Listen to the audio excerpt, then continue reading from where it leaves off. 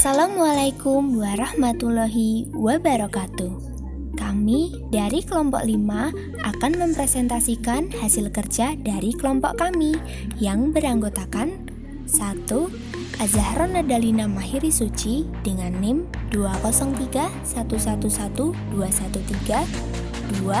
Latifah Roshida dengan NIM 203111231.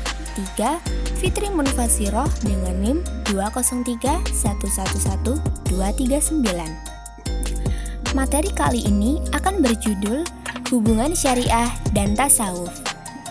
Baik, langsung saja silahkan disimak videonya. Pengertian syariah dan tasawuf.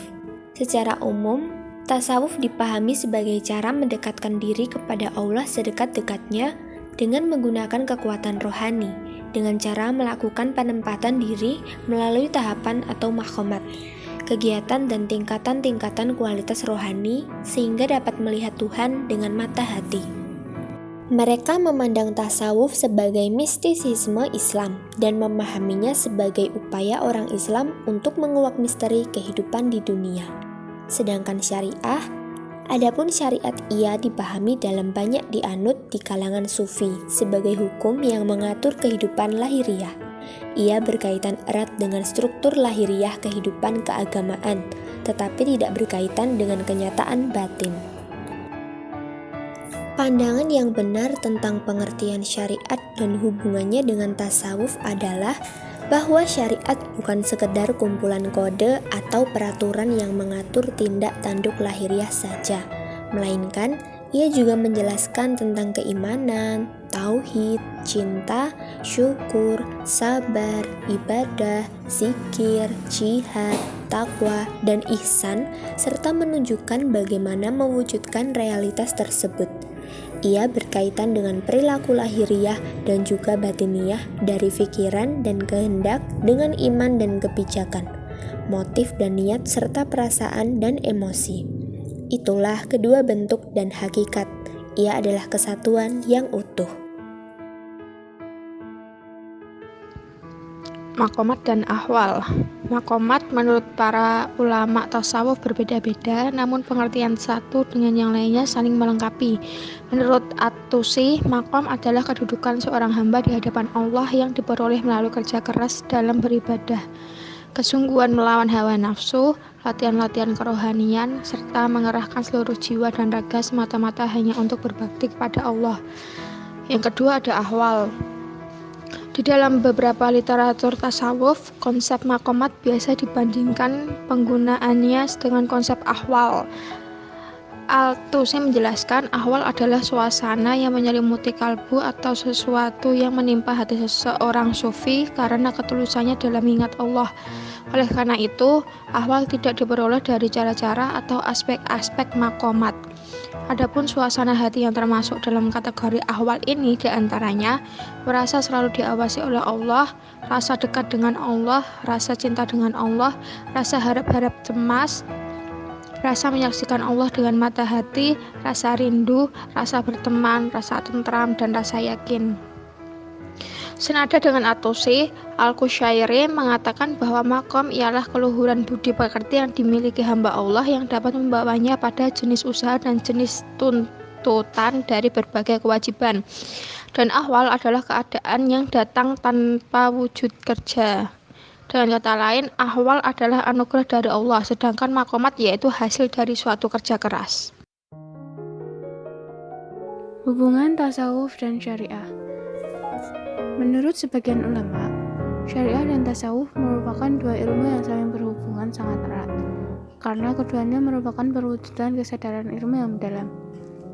Syariah mencerminkan perwujudan pengalaman iman pada aspek lahiriah, sedangkan tasawuf mencerminkan perwujudan pengalaman iman pada aspek batiniah. Aspek lahir dan batin keduanya tidak dapat dipisahkan, sebagaimana dikatakan Al-Jubiri bahwa aspek lahir tanpa aspek batin adalah kemunafikan, sedangkan aspek batin tanpa aspek lahir adalah bid'ah. Ungkapan di atas senada dengan pendapat-pendapat ulama lain sebagai berikut.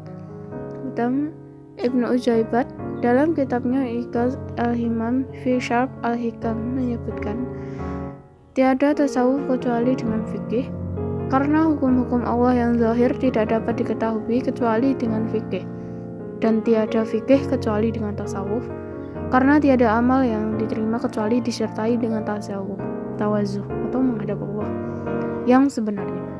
Dan keduanya, tasawuf dan fikih, tidak sah kecuali disertai dengan iman. Kedua, Imam Malik menegaskan, barang siapa yang bertasawuf tanpa mempelajari fikih, sungguh ia telah berlaku zindik. Dan barang siapa yang berfikih tanpa tasawuf, maka ia menjadi fasik. Dan barang siapa yang mengamalkan keduanya, itulah orang yang ahli hakikat. Imam Syafi'i juga mengatakan, sesungguhnya demi Allah saya benar-benar ingin memberikan nasihat kepadamu. Orang-orang yang hanya mempelajari ilmu fikih tapi tidak mau menjalani tasawuf, maka hatinya tidak dapat merasakan kelezatan. Sedangkan orang yang menjalani tasawuf tapi tidak mau mempelajari ilmu fikih, maka bagaimana bisa dia menjadi baik? Diwan al-Imam Asy-Syafi'i halaman 47. Al-Ghazali mengatakan, tidak akan sampai ke tingkat yang terakhir atau menghadap Allah dengan benar, yaitu hakikat, kecuali setelah menyempurnakan tingkat pertamanya, memperkokoh awal perjalanan ibadah, yaitu syariah. Lebih lanjut, Al-Ghazali menegaskan, tidak dapat menembus ke dalam batinnya atau tujuan ibadah kecuali setelah menyempurnakan lahirnya syarat dan rukun ibadah. Memperhatikan pendapat-pendapat tadi, terlihat jelas bahwa antara syariah dan tasawuf terdapat hubungan yang sangat erat.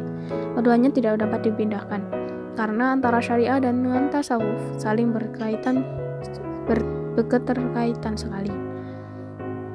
Pada dasarnya, Al-Quran dan hadis mengandung ilmu mahir dan ilmu batin. Demikian menurut Al-Tusi. Oleh karena itu, syariah pada umumnya juga mengandung ilmu lahir dan batin. Namun dalam perkembangan selanjutnya, syariah yang mengandung kedua unsur baik ilmu lahir maupun ilmu batin itu mengandung semacam spesialisasinya. Sehingga syariah lebih menekankan pada ilmu lahir, sedangkan ilmu batin dikembangkan ilmu tasawuf atau ilmu hakikat.